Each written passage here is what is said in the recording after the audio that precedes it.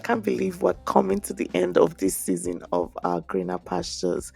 It's been such a journey for me, even for me. And I just hope you enjoyed listening to this podcast as much as I enjoyed making it. Yeah, so this is episode 10. Technically, this should be the last episode, but we have a bonus episode coming. So today, my guest is Jessica, aka the Ufoma. And on this episode, we discuss what it was like navigating school life. Jessica came to business school from Nigeria, and what it's like advocating and building trust for yourself at work. We also talk about searching for something more for yourself beyond your 9 to 5, and how she started off a travel journey. And we touched briefly on dating and finding a partner after relocation. I know the girlies will love that. So enjoy. Thank you. Thank you so much, girl, for doing this with me. How is it going? How are you? Thank you. Thanks so much for having me. I'm so excited to be here. I love to share about my relocation journey because that was like a pivotal moment for me. So it's good to be on here. So thanks for having me. Thank you. Thank you so much. All right. So we're just going to get straight into it. The first question I like to ask people to kind of like give context to the conversation is at what point did you decide you were going to leave Nigeria? Did something happen, or like what happened? Why did you leave Nigeria? Yeah, that's a very good question. I think for me, for a long time, I was one of those people that said, I love Nigeria, I love my country, I'm never going to leave. And I remember because my sister, my elder sister, my dad had, she did her undergrad in Canada. And I was like, no, I want to go to a Nigerian school. I want to be close to my family. So I did my school in Nigeria, my university in Nigeria. Meanwhile, my sister was here. And my dad kept saying, like, why don't you want to go to Canada to school? And I said, oh, I just like Nigeria. I love living here. I just didn't see any need to actually travel. And then, so I completed my university in Nigeria, started working. And then when I started working, I just realized that, you know what, I feel like there's so much more to life than what I'm doing. Like, it just felt like very mundane, go to work, go back home, go for Owambe on Saturday. Like, it just felt like Yeah. go over and over again. And I said, you know what, my dad has been pushing me to actually study abroad, and maybe I should just give it a try. So I applied for my master's degree, and then I got in, and I just kept moving that date until they told me, hey, you can no longer defer. Like, this is your last, at the fourth deference, they told me you can no longer do it. This is your last one. So I had to move. But for me, it was mostly just feeling like there's so much more to life. I want to see what else is out there. I want to leave my comfort zone. It wasn't, and at the time, it was, I think, 2014, 2013. Nigeria wasn't so bad. It was very manageable. So I didn't leave out of maybe something horrible happening, the economy is crumbling. It was just a personal decision where I felt like I just wanted to see what else was out there.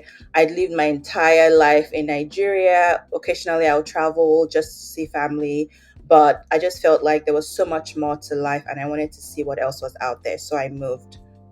Wow, that's a different one. Most people I know that moved is something happened. Yeah. Like me, for example, I moved. I mean, I was already planning to move, but the thing that really hit the nail, what's that thing? Hit the hammer on the nail, whatever. You get my point. The thing that really Right. drove it home for me was NSAS. I just Mm, feel like after that, I was like, no, no, this is crazy. I can't do this. yeah.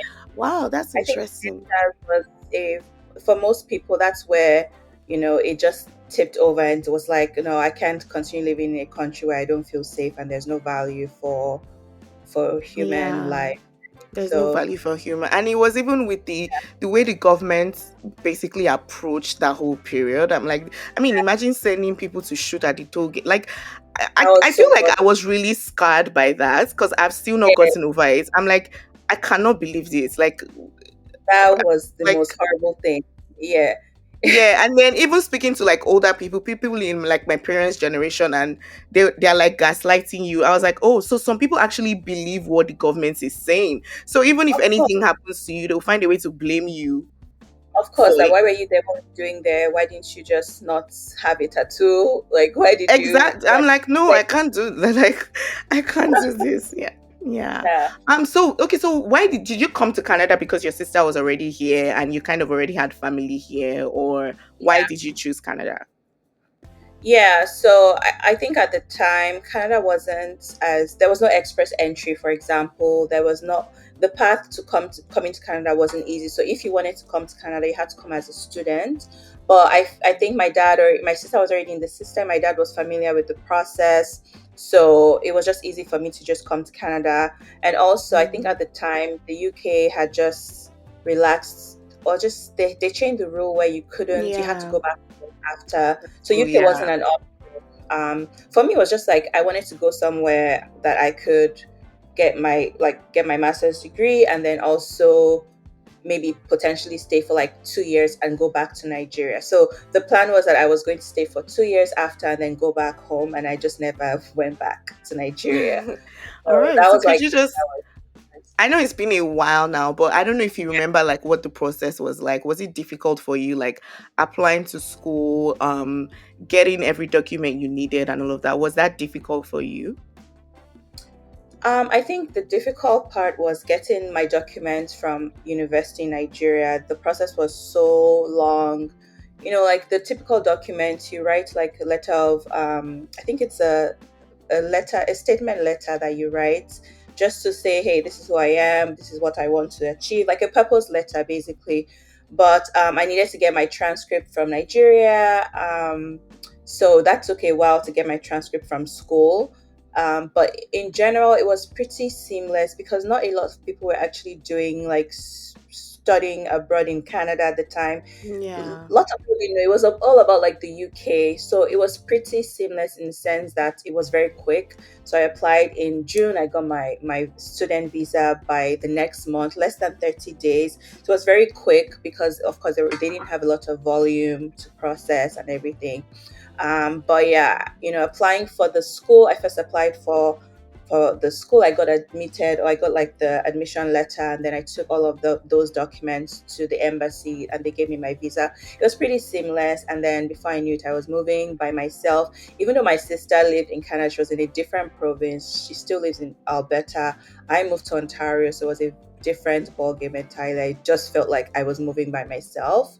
But yeah, that was the process. I would say it was pretty seamless. Wow, But lucky you. What year was this? What this was? What do you remember? yeah, so I moved in 2013. So at the end of 2013 was when I Wow. moved. So So you've like been in December. Canada for over 10 years. Yeah, I would say this is my 10th. This is 2020. 2024. Yeah, so yeah, I've been in Canada for more than 10 years. Yeah. It's been a while. Wow. What? I actually didn't think it. I mean, every time I think about you, I'm like, oh yeah, Jessica's probably been here for like 5 years. I didn't know it is like Yeah, this is it's over. Wow, been that's such a a while. long time. Yeah, I know, right? It feels Yeah. So my next now that question typically is always like breaking the news. Like, but I mean, since your family already kind of knew you were moving, but like to your friends, like, did you wait when you were doing the process? Did you like share that with people? Like, oh, you guys, I'm going to Canada. I'm not coming back. Or you just kept it to yourself? no. True to who I am. I don't share until it happens. That's just, I don't know if it's a Nigerian thing, but that's just how I am. Like, I don't like to share stuff until it actually happens. So I remember I had applied. So I wasn't really sure. Are they going to approve my visa? Like, you know, you have that, you still Mm-hmm. have those fears if you have like all your documents. So I wasn't sure. But then I got approved, and then I had to tell my close friends, and they were very shocked. Like, what? You didn't even tell us you were thinking about this thing. You didn't even give us any hints. It was I kind of like dropped the bomb on them that I was going. Of course, they weren't happy. I told like I remember I was working at Sterling Bank at the time, and then I gave them like a 1 week notice. That's how crazy it was because I had to travel the next week. But yeah, I didn't tell my friends at all.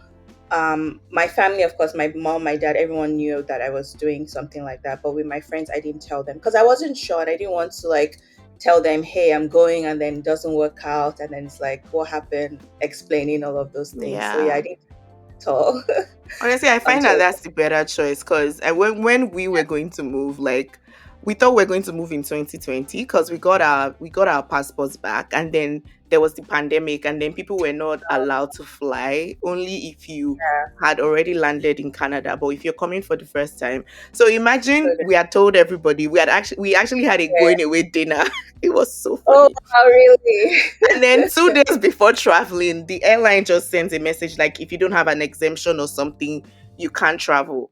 And this is crazy What? because I was already pregnant at the time. So my mind was, oh, I'm going to give birth in Canada. Like, guess what? I gave Mm-hmm. birth in Nigeria. The baby was 8 months before we moved eventually. No, no way. Oh my I, God, the pandemic really just upset all the plans. bruh, I felt so bad because people are now running into, and they're like, oh, I thought you said you were. I now actually had to stop posting on Instagram because I'm like, I'm tired of explaining this story. Like, like, what are I'm you tired of telling me? Like, explaining. Do you guys? I'm tired yeah, of explaining this. So at the time we were leaving, I didn't even tell anybody. We just moved. I'm just like, any when you find out, you find out. Like it was please. so Yeah, funny. yeah. That's the thing Yes. about sharing. Like, it's good to share because you have that support and everyone's happy for you. But sometimes, plans just anything can happen, right? And Anything can just having happen to for real. explain. And yeah, yeah. Yeah. That's So do you remember interesting. like your travel day? Like what kind of emotions you had? What that day was like for you? Did you cry? Yeah, I felt very emotional because again, I felt like I was going by myself. And again, I Mm, was so attached to like being in Nigeria, especially Lagos. I was so attached to like my work, my family. And so on the day of travel, it didn't hit me until I actually got to Murtala Mohammed Airport. And like my mom was just saying bye and she was crying, like, oh my God, my daughter is traveling. And I didn't cry until I got on the flight and I was just like, wow, I'm actually leaving Nigeria. But again, like I said, I didn't think I was leaving for good. I felt like, oh, I'm coming back in 2 years. So it's almost like a I'll see you later type of thing. mm, Um, or like if I had known that this was like a permanent move, I feel like the emotions would have been it would stronger. have But I been just felt like, more. oh, Yeah. yeah, I'm coming back in 2 years. I'll be back. That kind of thing. Yeah. Wow. I mean, so I guess my next question would be like, at the time you were traveling, had you visited Canada before, or was that your first time coming to Canada? Yeah, I had because my sister lived here, so my family and I will come, during summer holidays. I think twice before I moved, and I would stay like the whole time. You know how like summer, like from July to like September, I would Yeah, stay like in 2 months. Yeah. Canada. So I kind of knew a little bit of like things. I didn't. It's not like I went anywhere and explored, but I knew I had a sense of like the system. I knew like the malls. I knew like what to expect. But I moved in December, so I moved right when it was winter. So that was a Oh whole God. different ball game entirely that I was not prepared for. Wow, I can imagine. I Yeah. mean, we moved in April. I mean, it wasn't super cold, but Perfect. I know the day we moved, it snowed on that day. So in my mind, Oh, I mean, when it was me, I was like, okay, is this a sign from God? But I didn't know if it was supposed to be a good or a bad sign. But in my mind, I was like, okay, it's snowing in April 18th specifically. I oh wow. remember. Like, so Oh, it's so gonna that's be 2 years tomorrow. interesting. Yeah. Wow. So That's I'm like, amazing. is this a sign? Like, what is going Mm. on? And then my daughter loved it. Like, she just wanted to be outside in the snow. As in, she Yeah. was just smiling. I'm Yeah. like, okay, so maybe it won't be so bad. It was we grown ups that had to like get used to the cold and all of Yeah. that. But she Yeah. loved it. She seemed like she was having a good time. Yeah. So now let's talk about like some initial challenges. I know coming to school, like having gone to a Nigerian school and coming to a Canadian school, like I've spoken to several people that come through school as well. And I just want to get your own perspective. Like, what was that like for you? What did you prefer the education here, or did you just prefer like the way you were taught in Nigeria? Like, what were some things that really shocked you about schooling here? Yeah, I think when people move for school and they move for like maybe permanent residence, it's so different Yeah. and the challenges are very different. For me, it was challenging because the way that they teach here is very, very practical. So there's a lot of emphasis on things like group work, presentations, like more it's you're more out there when you're in school. Like you have to be very vocal, you have to be very like group assignments, like go in Mm. teams, talk to people. I remember in my school, I was the only Nigerian, even the only black girl, and there was another Nigerian guy there as well. So we're two Nigerians at first, and then everybody else was like from all over the place, but mostly white folks. And so, and they were very like, because they schooled here already, so they were very comfortable with the system. But for me and the Nigerian guy, we had to like talk because it was like, wow, this is so different from Nigeria. Nigeria is very Yeah. like, you get taught very like theory based, I would say. You get Yeah. taught something and then you do an exam, whatever. But here it's like when you get taught something, you kind of have to vocalize it and share it and all of those things. But for me, the challenge was number one, my accent, because again, like you have to speak up in class, like you actually get graded on participation. So I was just like, first of all, the cultural shock of just being in Canada to start with. Number two, just seeing all these people not even understanding sometimes what the professor was saying, and then having to like push myself and speak up in class because after I got my first grade, I got everything like on paper, everything was like 100. I think it was 96, and then my participation grade was like 12%. So that really like What? tanked. Yeah, it was very low. But like the next semester, I was like, I have to speak up, and then when I speak up, people can't understand what I'm saying. Like the professor's like, what did you say? So like things like Yeah. accent, having to like blend in, they're very challenging, coupled with the fact that I was dealing with like just being homesick or just not knowing exactly what I was doing. It just felt really horrible and I felt very alone. But after a while, you kind of get used to it and you know that okay, this is what I have to deal with. Yeah. But yeah, it was a very interesting time. I'm not going to lie. Yeah. I mean, I can Yeah, imagine because obviously I have a Nigerian accent as well, but because all my life I've lived in Nigeria, apart from when you go on vacation, and I actually never thought that people would not understand when I speak till I moved to Canada. And you're yeah. speaking to people, and you know how, this weird thing people do where they kind of bring their ears close to you. Mm, I'm like, what's all this? like I'm speaking English. Like Like I'm speaking in, do you understand? Like yeah, I mean, there was a time I used to feel weird about it. Like it made me kind of like cower and like stop talking, don't talk yeah, too much. Like even when I'm in meetings, like I would rather not just speak. Do you, like, because it just yes. made me feel weird. But now I'm like, man, the more I speak, the more you understand me. Now, Like you have to listen to what I'm saying. You have to yeah, try to exactly. understand. You have to listen. If you try and You're understand, not if you also don't, change my exactly. accent because you hear like Canada is very multicultural. So there are people from like India, Pakistan, and they speak. Mm, They don't try to change. And you try to your goal is to hear them, not for them to change how they sound. So yeah, exactly. but that was one of the challenges for me for sure, like accent or trying to just like integrate into the system and understand what was happening. But yeah, it was a little challenging for sure. Okay. I mean, I can imagine. And what was like I mean, how long was your program? How long was your course? Yeah, so my program was for a year, and then I had a mandatory 3 months internship. So it was more like 18 months. The last 3 months you do your internship, and then the remaining 3 months you do like your theses and your presentations and all of those things. Yeah, so it was So 18 when you were months, but okay, so class. while you were like doing your program, did you have to work, or like you just focused on the program you were doing? Yeah. Luckily, I didn't have to work because I just relied on my parents. Like, I didn't have to do any like campus work or anything. So I just focused on my studies Your and my schoolwork, program yeah. work. Yeah. So that was kind of a positive for me because I know that a lot of people, when they move here, they have to like work to support themselves. But thankfully, I was in a situation where my parents just like covered everything. So I just fully was in school.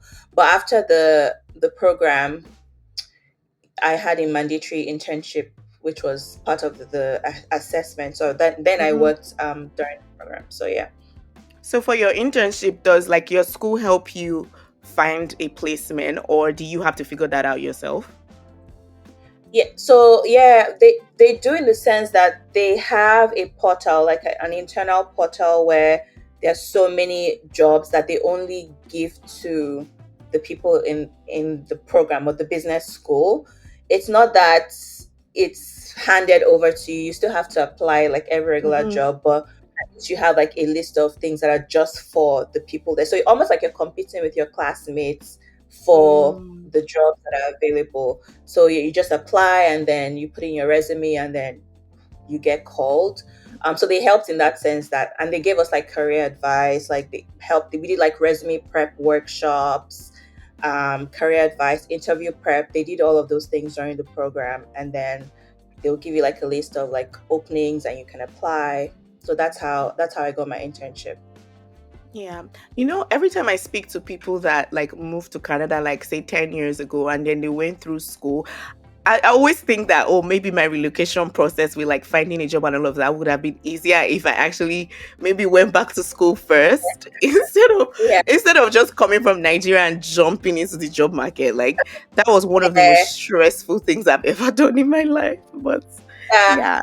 I definitely think it does help a bit, because there's such an emphasis on like Canadian experience here. Mm-hmm. So just having, even like I worked in Nigeria, but like none of those things, while I was doing interviews, they never referenced my Nigerian experience. It was Experience. mostly those 3 short months of my internship that they were so focused on, because it was in Canada. So I feel like it does help in some way. But I think now there are some rules against discriminating job experience, which is great.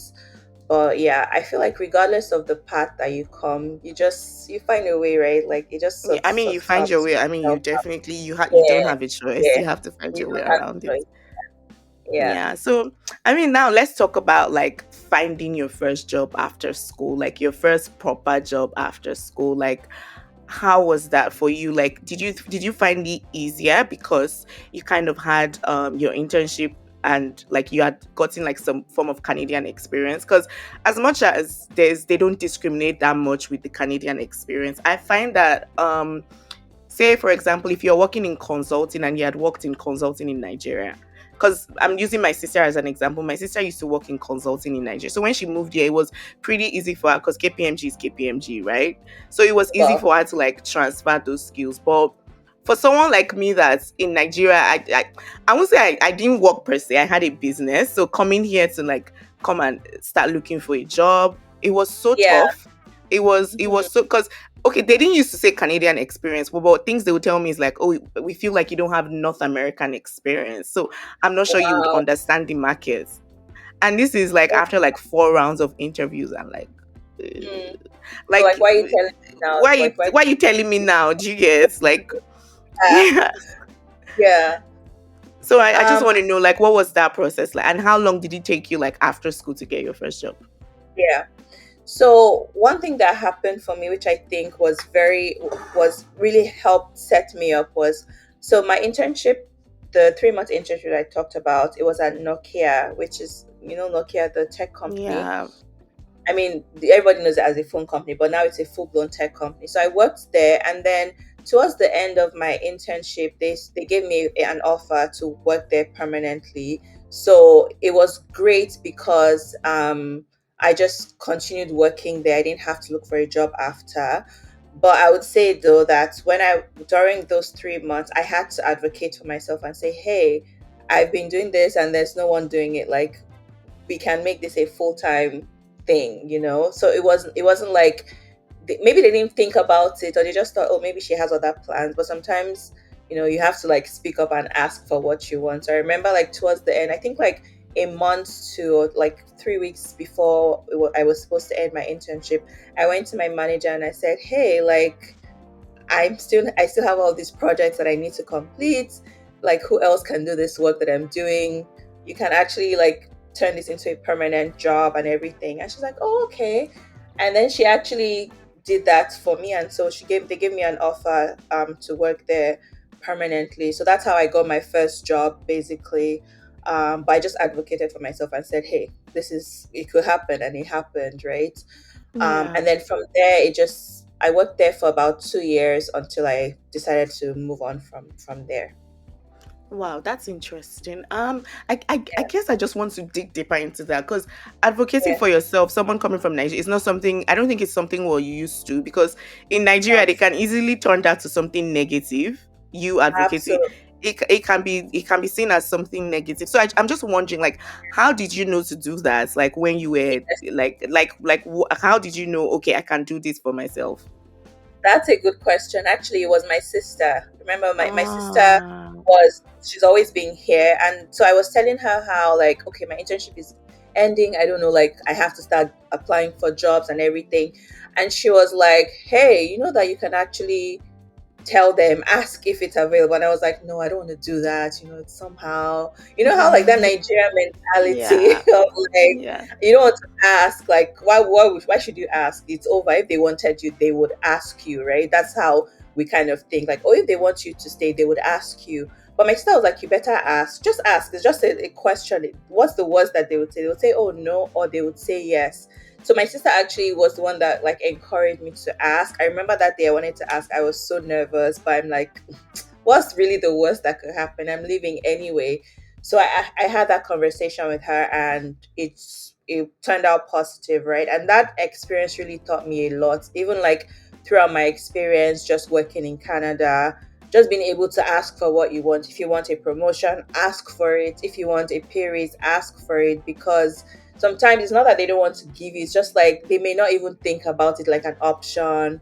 But when you ask, it shows like confidence, and they're more likely to say, oh, yes or no, or at least put it on their radar yeah. that, oh, very soon, even if we're not giving it to you now, we can think about giving it to you soon. So, yeah, it was my sister really that encouraged me. So, it's always great to have like community or just people around you that can, like, just maybe I've like gone through encourage it you. before. Yeah.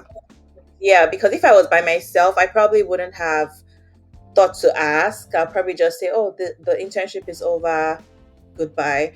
But having people who have done things before that can encourage you is so important, especially when you're moving for the first time.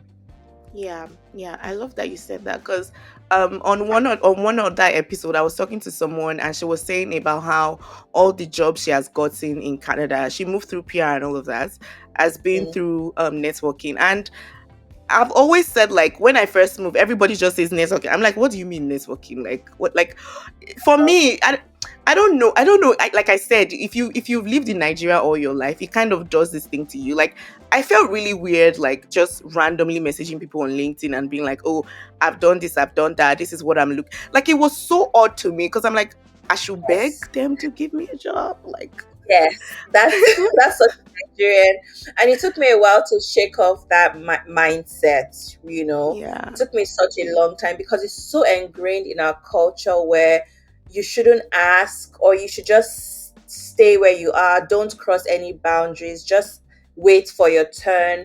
But it's so wait for different your turn. Yeah, culture where here you have to ask, you have to advocate yourself for yourself, you have to put yourself out there if you want to grow. Like, even in my role, when I eventually was working at Nokia, I remember that I will be doing such a good work, like such good work, but the person who was not really doing anything but just was more vocal will get all the recognition, right?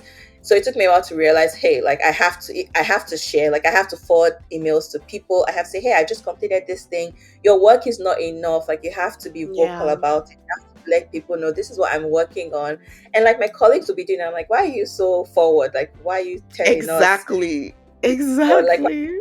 last week I went to this, like, why are you telling us? But that's how it works here. If you're silent, you just get passed on, basically. Yeah, exactly. That's something like the small talks is what it is. Like here, even when Yeah, I'm in meetings now and people are always talking about their dogs, talking about their cats. I'm yeah. like, bro, can we get this is what we're here for? But I mean, the more and more like I work and I continue to meet people, I'm beginning to understand the importance of all those things. To be honest, it's still a whole learning curve for me because half the time I'm just like, these rubbish are big. What are Yeah, they doing here?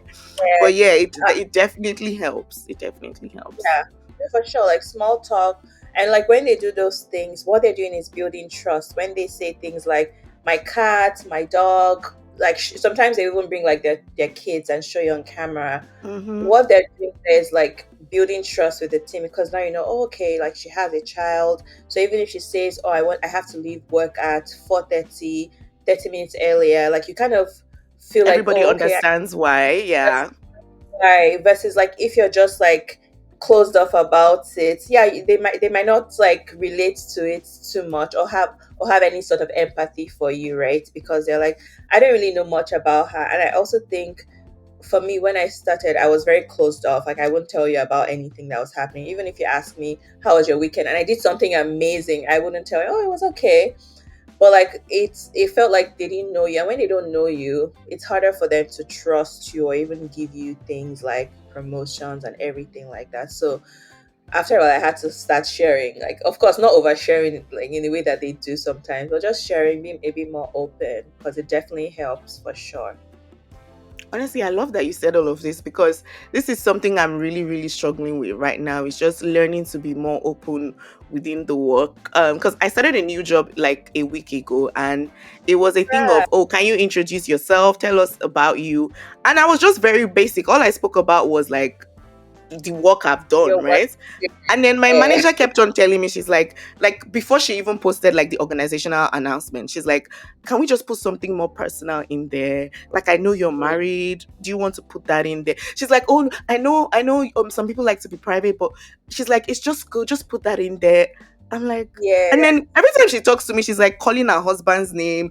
I'm like, bro, what's going? I don't know this person. I don't like what's going yeah, but yeah, yeah. I find that that has helped her within the company because she has been promoted so many times in such a short period. Oh, It's just because yeah. people see her as like a trusted person, like you said. Yeah, I thank you Yes, for yes, sharing that. yes, I mean, so yes, I want to really talk about like your journey as the Ufoma, but before we go into that, I just want to talk about like I just want us to finish everything professional. Like so after that you were in Nokia for 2 years, then you moved to your next job. So I mean, just to yes, quickly round up that because we don't need to dwell so much on that. Like, did you like did you see another job that you liked and you decided to apply, or did somebody yes. poach you? What was that like? Yeah. So after working at Nokia for 2 years, I just wanted to change careers, right? Get a better paying job, all of those things. And so I remember I saw that job. It was at TD. So my next job was at TD. I saw the job and I kind of like looked up the manager on LinkedIn. So I reached out to the manager on LinkedIn. Hi, my name is Jessica, blah, blah, blah, blah, blah. I'm about to apply for this job opening that I saw, but I just wanted to send you a message just so you can look out for my application. And that was it. So I applied, and then she reached out to me and said, hey, I received your application. Okay, no problem. I will look at it.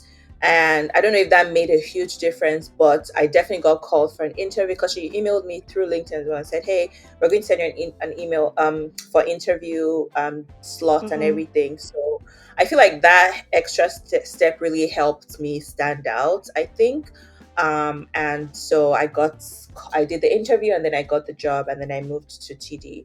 And every other job that I've gotten after that has been through networking, through just like, hey, I saw this position, even like internally, like while still at TD.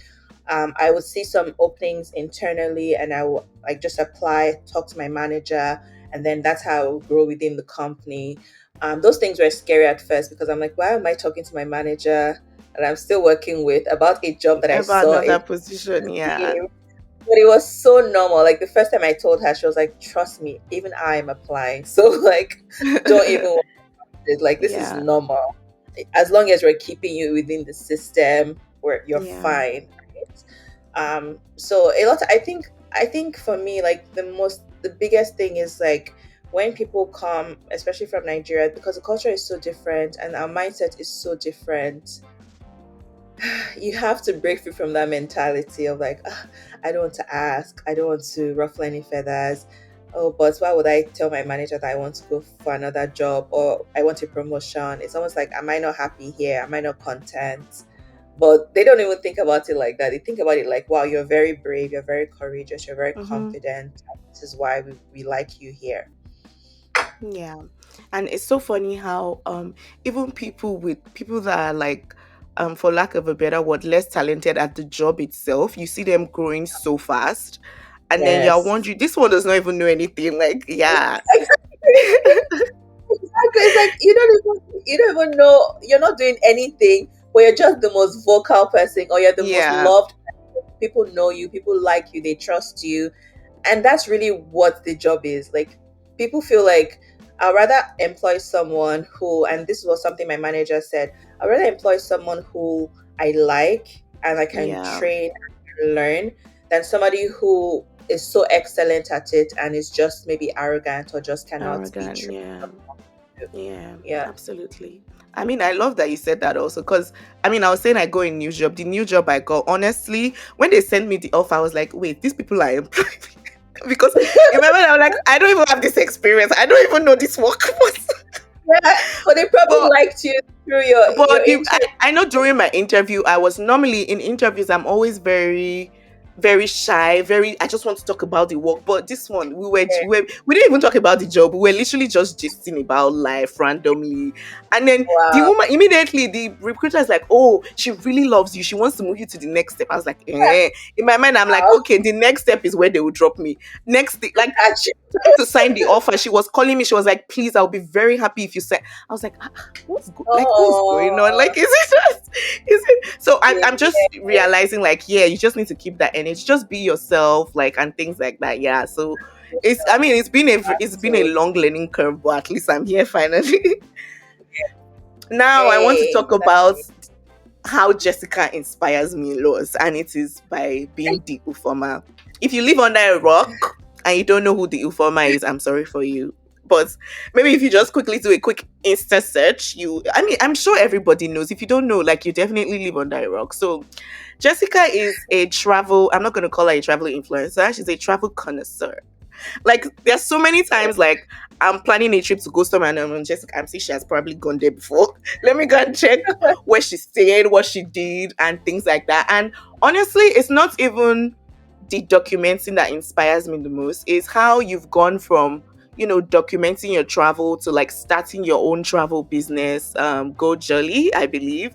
Like, I might not talk about it with you a lot, but trust me, at the back, I'm like, this girl, God, like, like, what can she do? And then for Yeah. me, it's also, I remember when we spoke about recording this podcast and I was telling you, like, I feel like, first of all, like, having a Nigerian passport is such a constraint, and I just don't know how that idea came into your head and you continue to push yourself to keep doing it and breaking different boundaries and being as big as you are Mhm. now. So I mean, let's just start from the beginning. Like, what motivated you to Yeah. start? Yeah, I think that's where we'll just start from.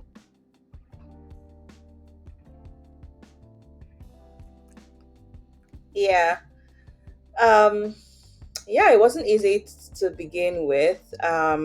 But like I said, when I moved from Nigeria, I felt like it just felt like I wanted something more for myself. I was tired of just playing things safe, just being like, oh, going to school, getting good grades, going to work. I just felt like, I'm like, this can't be my entire life, because at the end of the day, it felt like, okay, now that I'm working, the next step, I'll get married and I'll have a child, and then like those kind of that Mm-hmm. same.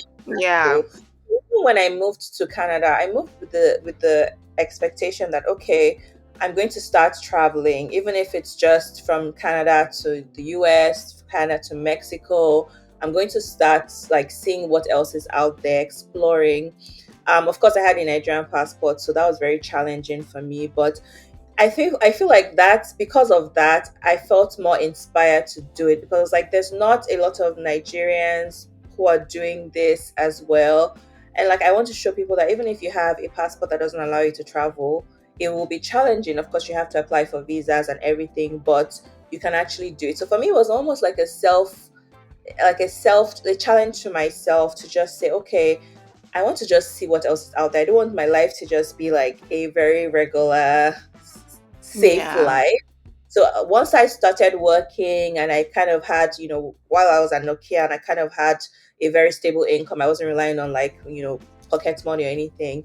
I started saving like some of my money from work. And again, being single, I didn't have any kids. My money was fully mine. So I would budget some money for travel and then just see, okay, I want to go here. What do I need? I need a visa. Let me apply. Good thing is being in Canada was it helped me a little bit because you're applying from Canada, so there's a little bit of let's say increasing your chances maybe by like 20% because you live here, so it's like, oh, you're definitely coming back home to Canada. But for me, I just had to push myself, and then I realized, like, if this is something I want to do, I have to just be consistent and do it. So I just started small. I would go for like sometimes road trips, sometimes 2-hour flights, and then before I knew it, I started sharing online because at first I would travel and not share. It was just like a personal Mm-hmm. thing. But then I would tell my friends, and they're like, "Oh my god, this is so incredible!" And then I'm like, "Wow, I thought this was just a normal thing that people could do." But I was realizing that people, especially like from Nigeria, my audience at the time, which was very Nigerian based, it wasn't as easy as it seemed. It felt like, oh, okay, so you don't know where to book online for your flight. You didn't know you could book online. Like those were things that I felt were just normal. So I started sharing online, and then before I knew it, it just started growing little by little. Like when I mean little by little, I mean like maybe 10 followers per month, but it just started growing. And before I knew it, like it just got bigger to a point where I was just like, wow, how did we get here? Right. So I didn't have like a solid plan of, oh, I'm going to start my business. Oh, I'm going to do work with Yeah. this brand. Oh, it was just like, I'm just going to share my personal journey with anyone who's interested in seeing it. And before I knew it, I just started getting more followers, more recognition, and that's where we are now today. Yeah. So yeah, that's really how it was. Like I mean, I I would I say, love that you said you just started small and just went with it, because that was literally yeah, going to be my next question. Is like, at the point you were going to start sharing online, did you have this big picture of like, oh, eventually this is what I want to do? Like, did you have anything no, at the back of your mind? not. It was not. I never thought, because now I think things are a bit more. Everybody knows that, oh, if you're a creator, you can grow. You can. It can be Yeah. big. But at the time when I started, which was when I moved, it was like 2014. It wasn't a thing where you'd have anything online and then blow up or anything. It was just, for me, it was number one, a personal challenge for myself, but also I wanted to show people that, you know what, even if you live in Nigeria, there's like so much more to life than what you're seeing now. Like even if it's just going from like when I was in Lagos, I lived in Lagos my entire life. I never went to Abuja. I never went to anywhere. I was just in that bubble, and that's the reality of so many people. So it's not like the message wasn't necessarily that you have to travel all the way, like go from Lagos to Japan or go from, it's almost like just explore what's around you first and see if you like it, and then keep building, because that's how I started. I went from, like, I'll go from Toronto, I'll go to Vancouver. Oh, okay, this is actually nice. Let me go to the US. Oh, let me go to Mexico. Oh, let me go to, like just expanding it from Mm-hmm. there, or really starting small. So I never thought it could be a thing. In my mind, I was like, oh, I'm going to work until I'm like 60 years old and retire. Like I never thought it could be a thing. So I didn't have a Right. big picture at all. Right, right. Thank you for sharing that. So if you have any idea, just start. Like, you never really know where Never, life you would really take never you to. You never know. asked. So at my next, I mean, I mean, this is like me even asking questions for myself, because I just want to I just want to know. I guess the next thing Yeah, I would like to ask you is like, with a 9 to 5 job and traveling and sharing, because when you start sharing, I feel like there's a bit more pressure there to kind of like keep up, like, because you need to keep sharing. So I'm just wondering, how were you able to balance both of them? yeah. Um, for me, when I started, of course I had a 9 to 5. So when I started, I was in Nokia. So maybe like my second year in Nokia was when I started sharing online, and this would have been in like 2014/2015. I didn't tell anyone. It was very hush hush. Like when I say anyone, I didn't tell like my team. Again, I was very like, let it not be as if I don't want to work, do a good job at Mm-hmm. work, and traveling. You know that mentality, and it was a very Nigerian mentality where I didn't Yeah. want to share that on any page. It was just very secret. So I started sharing that, but like I would take time off work, and then I would travel. Sometimes when it was like long holiday, I might do like a quick trip to Mexico for like 4 days. So I was just using like my paid time off to travel and then just create content on the side. Usually, like maybe during my lunch break, I might write like a blog post, or during like weekends, I might just do something like create content on the side. Of course, there was no monetary like compensation on anything. But for me, it was also like because I was in such a space where I was by myself, I lived alone. It was a way for me to also not be too alone or feel very lonely as well. So it was an outlet for me. I would travel, write about it, share it. Um, so that's how I kind of managed it while working a 9 to 5. But I remember like when I moved to a different job, which was TD, I kind of became very vocal about what I was doing, right? Because at first I was hiding, and I was just always praying that none of my Finds out. coworkers stumbled on my page. But I realized that here, as long as you're getting your work done, you're not doing anything illegal, anything like shady or anything like that, people actually can encourage travel, right? So I remember like my next job, I was like, I'm not going to be hiding this thing. I'm going to share. This is a part of my life. This is a part of the things that I love to do. And it just made life so much easier because my manager knew Jessica likes travel. So when I bring my PTO, you already know. And she kind of encouraged that because like again, it's that culture of not being too secretive, right? And just being open so that it's not like seen as a bad thing. It was more like, oh, wow, you have this page, you're traveling, that's amazing. Like, I would love to do it. She would even ask me for tips sometimes, like, oh, I'm going here, like, Mm-hmm. where should I go?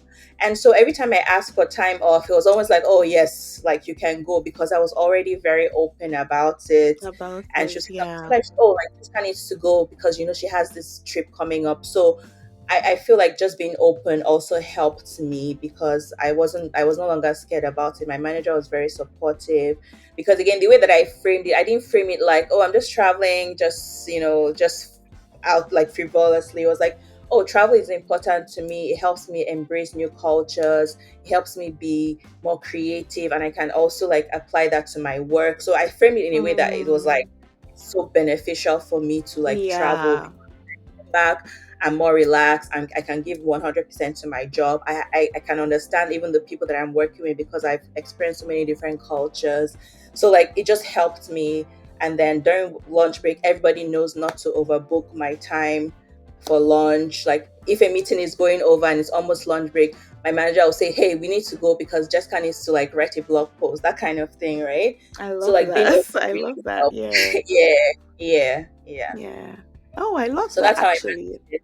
Yeah. Oh, Yeah. I mean that's really good. That's really good for you. Like Mhm. I mean, this podcast, I'm recording this podcast during work, and I actually just told my manager I have a doctor's appointment because Yeah. I'm not sharing it. But Yeah. I mean, I maybe think when it's finally out, I can be more open about it. yeah, like you I wouldn't say that like, oh, tell everybody now. Yeah. Um because it's new, right? There's still those sensitivities of like, oh, I just Yeah. maybe later when you're more comfortable with them, you can share. Yeah. Yeah. And they love Yeah. things like this. They definitely love it. Trust me, they do. Yeah. I Yeah. mean, like initially, also, I didn't even used to mention like when I like I didn't used to mention, oh, I just relocated from Nigeria, and I didn't used to say that. It's like I just if you ask if it comes up one way or the other, maybe I'll mention it. But I realized Yeah. that the first time I mentioned I just came from Nigeria, there was this like there was should I say empathy? There was some form of empathy that people just had towards me. It's Mm-hmm. like, oh my god, that's such a big move. I could never. I've Exactly. never. I'm like, Right. I was like, oh, sin. Like people on the Yeah. team are now like just messaging me. Oh, I've heard of jollof rice. Do you know how to make it? Could you send me a recipe? I was like, Yeah. Y- Yes. yeah. I So think it helps. I think it helps. it does. It definitely does in But its own way. it, Yeah. the way they see it as like this is such a like you're bold, you're brave. I can never Yeah. just up and leave my country, and we just see like, oh, we're just leaving. But to them, it's I mean, like, every wow, Nigerian is doing it, so it's like the it's normal thing. like Yeah. such a big deal. It's not easy Yeah. to country and go somewhere else. Yeah. It just shows how much Nigeria is really, that country has really done a number on people, because it's like we don't Honest. actually think about how deep relocation is. Like, it was till I started recording this podcast and just hearing people say their story. I mean, I had somebody say the day he was traveling was the last time he saw his dad, because his dad passed away 2 years after. And that Oh, day he left Nigeria was, and then it was like when they left, like it's not like they hugged for long, like they did. I was like, wow, yeah. I've never thought Yeah, about that. that is actually crazy, and the reality for a lot of people. Like sometimes you just never see some people ever again. Like that's the last time because you're so far away, and like things happen, right? And Yeah.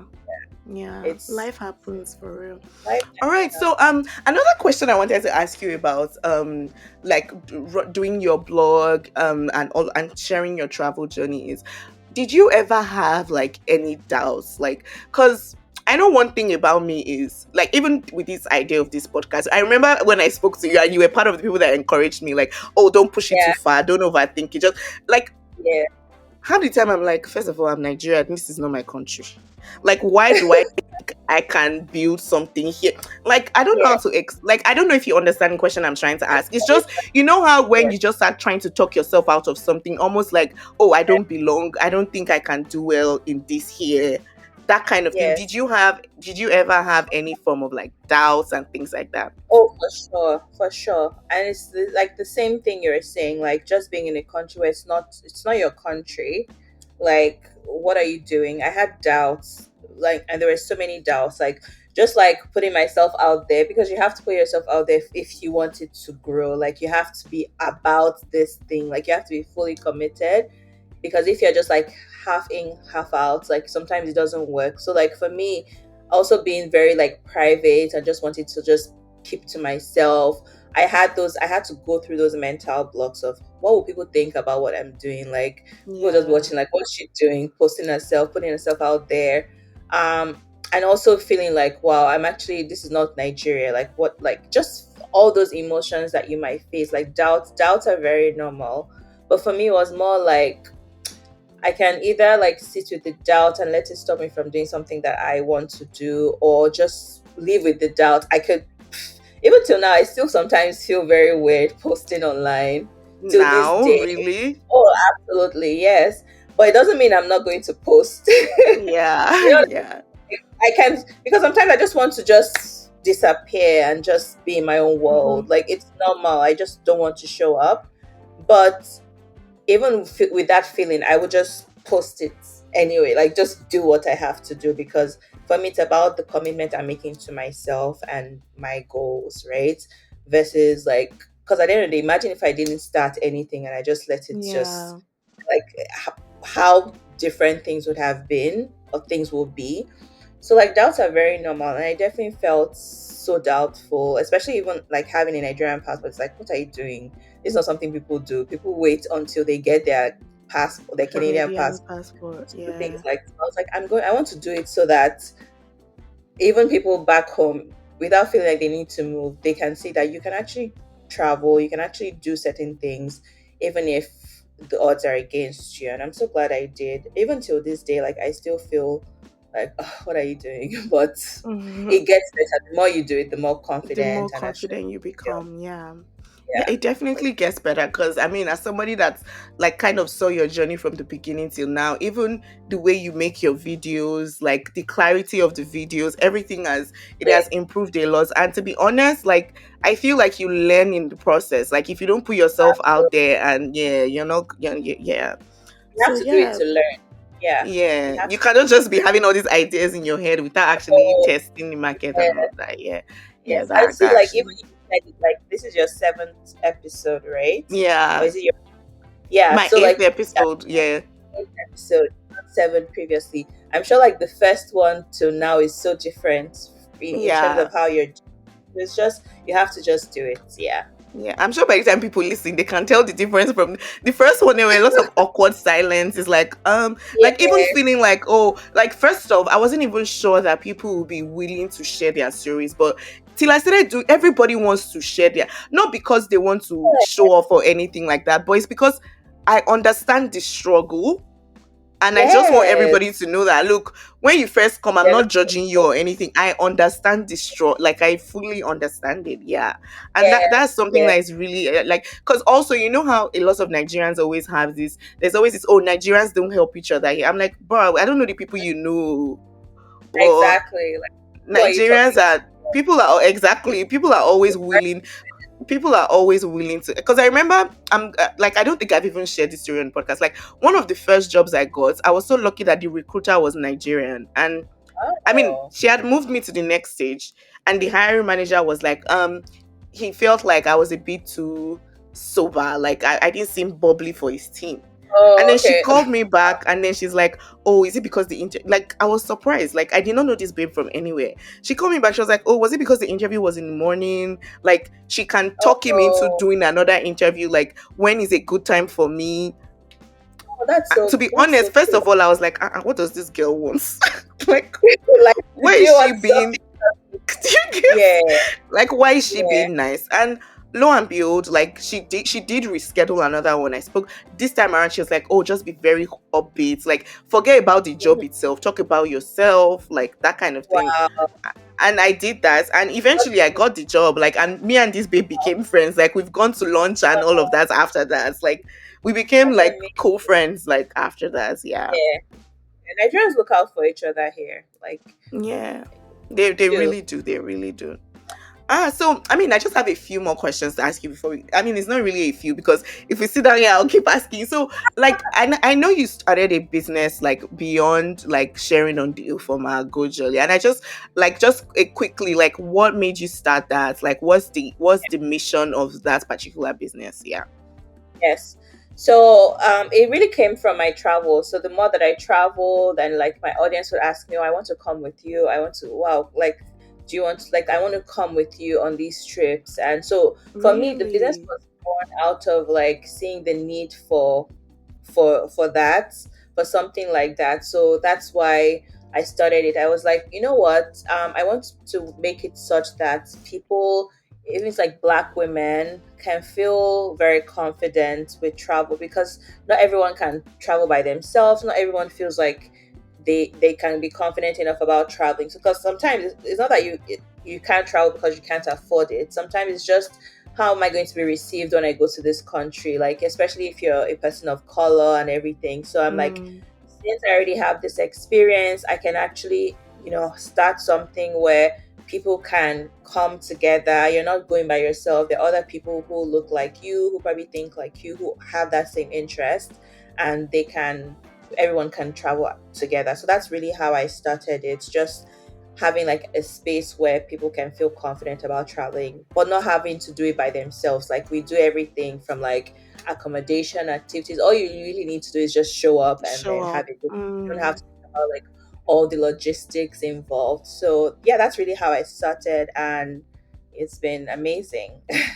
Yeah, I always see the pictures and I'm always jealous, and I'm like, yeah, one of these days I'm definitely going to be on one of these trips, because I Yeah, mean, it's because obviously you've traveled a lot, so you know the experience, even to like simple things as the color coordinations where you're in certain places, and yeah, the dresses everybody is wearing against the background. I'm like, this is so lovely, and you can tell it's very well yeah, thought out. Like it's so lovely. yeah. Yeah, I love that. Well, I love thank you. that.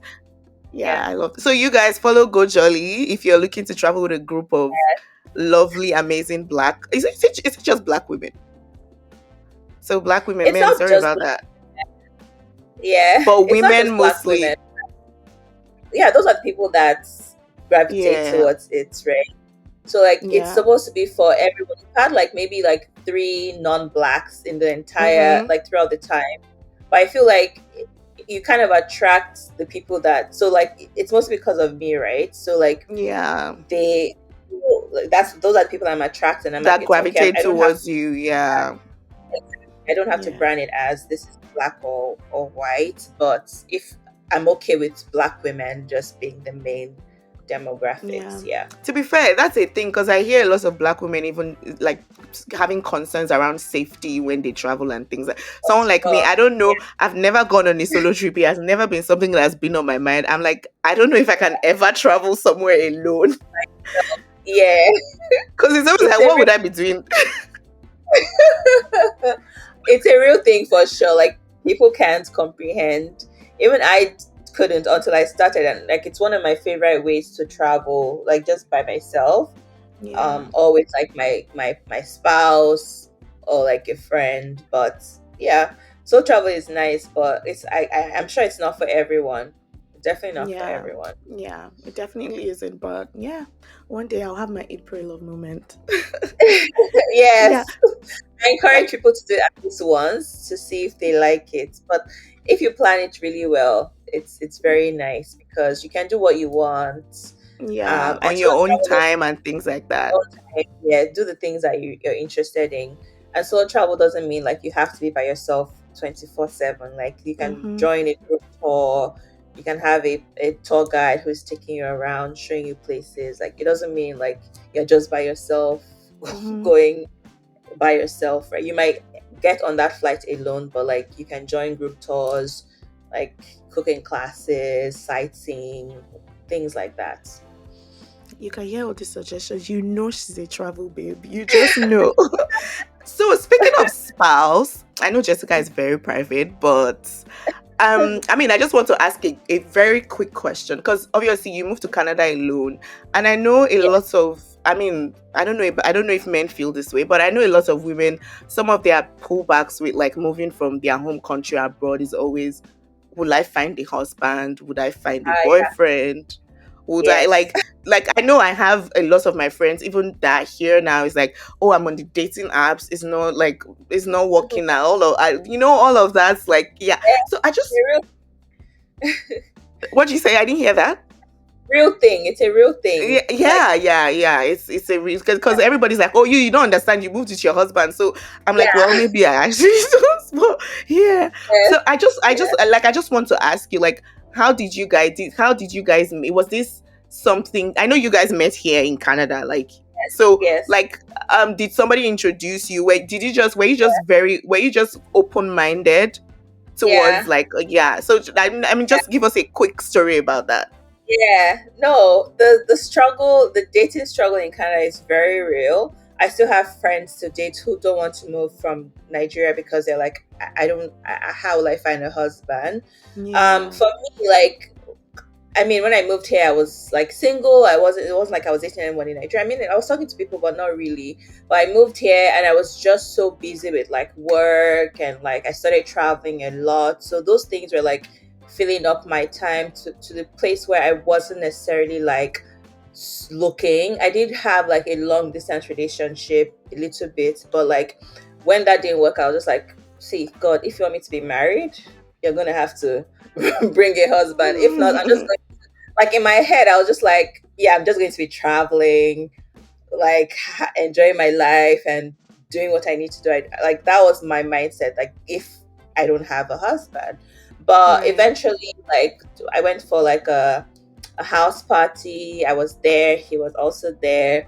We didn't talk then, but once I got home, like my friend messaged me like, "Oh, there's someone at the house party who liked you. I wanted your number." I was like, "Who is that?" You know. And then I'm like, give them now. What's there? It's just a number. If I don't like you, what I'll block you now. Like it's not. Yeah. So gave him my number, and then he called me the next day, and then yeah, I wasn't. I didn't really like. There was nothing really happening. It was just like, oh, how are you, and blah blah blah. And then about like a month or two later, he called me again. I was like, okay, this guy is not bad. Though. Let me, you know how like you have that realization, like, okay, let me even give this person the time of day. They So we started try. Mm-hmm. talking, and then that's really how it happened. So yeah, it was through like a friend, like because he saw me at the party, asked my number, that kind of thing. But before then, the struggle was very, very real. And Very then real. Mm. I remember just saying, you know what, I'm done. I'm done just dating. I'm done like thinking about because at the time I think I was like 28, getting to 29, and I was single at like 29. I got married at 31. Yes. I was single at 29. I remember just telling God, I said, God, and you know that 30 age is like when the Yeah. I was pregnant and I was like single. You know, like single where you have no roster. You like there's nobody like single, single. I was like, God, like if you want me to be married, you have to because I'm not I'm not going to struggle for it. I'm not going to look for it, like, because I was just done. And then before I turned 30, we started talking, and then like that. So yeah, it definitely That's is tough out there, but I feel like just having like that outlet of like having a hobby, having travel, having friends around really just helped me not feel too alone, really. Yeah, yeah, Yeah. I love that. So, I mean, what I'll take from your story is like putting yourself out there and kind of being open-minded because you never really Yes, know for where sure. You you would never meet. know. Yeah, you never Yeah, really know. you Yeah. never know. Because at first I was just like, who's this person I'm talking to? Like, I don't want to, like, especially when you've been disappointed in the past, you're just like, this Mm-hmm. is just one of those other, the same exact cycle. But I was like, you know what, just be open minded. You never know where it's going, right? So I put in effort. I would actually pick the call, talk, share Mm-hmm. about myself, and just be a bit vulnerable. And then that's how it ended up Yeah. becoming my. And Jessica had the most beautiful wedding in Italy. Like so Yeah. you got girls better be open-minded. Don't stop judging people before you even get to know them. So yeah, I love Exactly. that. I love For that. sure. So we're coming to the end of the podcast. I just have like two more questions for you. Like my first question would be like if you're going to advise people that are like I've just moved here and are kind of like trying to find their feet with either their career, starting a business and all of that. It's like what is one advice you give to people? Yeah, I think my advice would be that when you're coming here, you have to come with the mentality that you can either make or break your journey in Canada. I think that when you come to Canada, Canada is such an equal opportunity. I say it in quotes, like equal opportunity place where yes, there's some systemic racism and all of those things, but you can actually do so well here. Like the system is set up for you to win if you push yourself. You kind of have to put yourself outside of your Mm, comfort zone. But when you're coming here, come with the mentality that like the world is your oyster. You can shine as much as you want. Like you can actually carve your path for yourself if you just like take that extra step to step out of your comfort zone. And like you kind of have to leave your everything you know about Nigeria, the limitations, all of those mindsets, you have to leave it behind and come into Canada feeling like anything I want, I can actually get because there are people who are doing very well here. They have real estate, they're like directors in their firm who are Nigerian, but of course they didn't get there because they thought like, oh, I'm an immigrant, I'm just going to stay in my mhm, own lane. Actually carve your path. You can be as vocal. You can do so much that you'll be recognized for if you're willing to just be visible and just step out of your comfort zone. So that's my advice. When you're coming here, just know that the opportunities are endless as long as you're willing to like seek them out and put yourself out there. And you don't even need to be the most talented, the smartest, just be the most passionate. Passion is so important. If you have something that you're super passionate about, it would take you so far versus someone who's very knowledgeable. Just be passionate about it, be open and be willing. And like Canada can be the best thing ever that would happen to you. wow, thank you. Me myself, I'm taking that advice. Thank you so much for sharing that. And my Yeah. final question, which is actually my favorite question to ask people on the podcast, is like looking forward. Like, what are some of your like looking forward with like everything you've been able to do in your 10 years here? What are some aspirations you still have for yourself? Like, Yeah. yeah. I think like looking forward, a lot of it is it's not really Canada based because now I feel very settled. Like this is home for me now. Um for me it's more about like going back home, not going back home physically, but doing things that will help people back home. That's what I'm looking forward to now. It's almost like my give back season where I want Mm, to kind of help people back home or build things back home that will be beneficial for Nigerians or Nigeria. Um, I mean, of course, continue to thrive in Canada, do well, shine in my lane, and continue to be outstanding here. But mostly for me, it's almost like I'm here now, but I know where I'm coming from, and I want to also find a way to give back to the people that are back there, whether it's by coming here, or just like opening their eyes to other things that are for them. So yeah, that's what I'm thinking for my future now. Like, now that I'm settled, I want to give back, set up businesses in Nigeria, give opportunities to people back home in Nigeria, because Nigerians are some of the smartest, most determined people. There's Tell me just not about a lot it. of Yeah, opportunities and like opportunities. Yeah. an enabling environment. So it's like, what can I do to kind of, even in like my own way, help that aspect of things. So yeah, that's what I'm looking forward to going I forward. love that. I love that. I've never heard anybody say anything about giving back. I love that. You can see Jessica Yeah. is truly a Nigerian babe at heart. So yeah, I Oh, for sure. At my core, see. Nigeria is like, if Nigeria was better, I will be there. I do love Canada as well. Canada is a great place. Canada has given me a platform and given me so many Mhm, opportunities. So I definitely feel like Canadian and Nigerian, which I am. But there's something about where you're from and your roots mhm. that Just having that soft spot just for having, home. for Yeah. sure, for sure, Yeah. for Yeah, sure. I Yeah. love that. I love that. Yeah. Thank you so much, Jess, for doing this. I really enjoyed this episode. I mean, so many nuggets I've picked from you. Yeah. It was Yeah. so great. Such a natural. You made me like comfortable, so that's amazing. So Yeah. thanks for having me. Thank you for sharing. And to the listeners, thank you for listening to Our Greener Pastures. And follow us on Instagram at Our Greener Pastures _ And Jessica, where can the people find you? I'm on Instagram, the Ufoma, TheUfuma on Instagram, on Twitter, on TikTok, everywhere Yeah, online. You follow for like travel content, like very aesthetically pleasing. Jessica, I always tell you that you need to add fashion to your travel content because how many times I'm like, oh God, why did she tag this dress? Where is that? I mean, I feel like it's something you can also add, like, because the fashion is always, I'm like, Wow, I never really think about it like it's something special.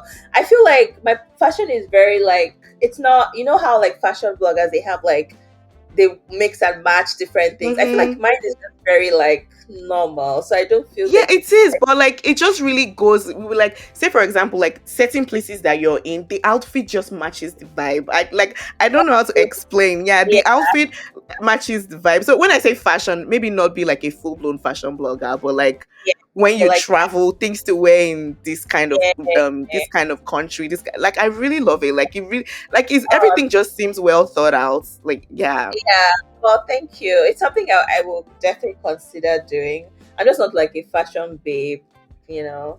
I just Me, like I've to always known like you as a fashion babe. Like this was but if you say so, well, I'm not as passionate. I'm not as passionate about it. Like, how yeah, like yeah, yeah. people, Mm-hmm. that's their thing. Like, but for me, it's like, okay, I'm going here.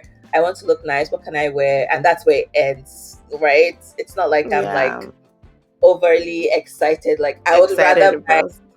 yeah, But yeah, it's something I like doing. But maybe, yeah, maybe I'll start tagging my my outfits. Yeah, yeah. Thank you Yeah. again. Wow, what a lovely episode. I really enjoyed this episode. From Jessica talking about going through, the unconventional path of traveling and creating a whole business out of it, to, being able to put yourself out there and eventually finding a husband here in Canada, which I know is something a lot of the girlies talk about. Sometimes you might not find, especially if you're looking. But yeah, just put yourself out there. You never really know. Stay open minded, stay flexible, and you never know. Thank you for listening to this episode, and I hope you enjoy this as per usual. And yeah, remember to follow us on Instagram at our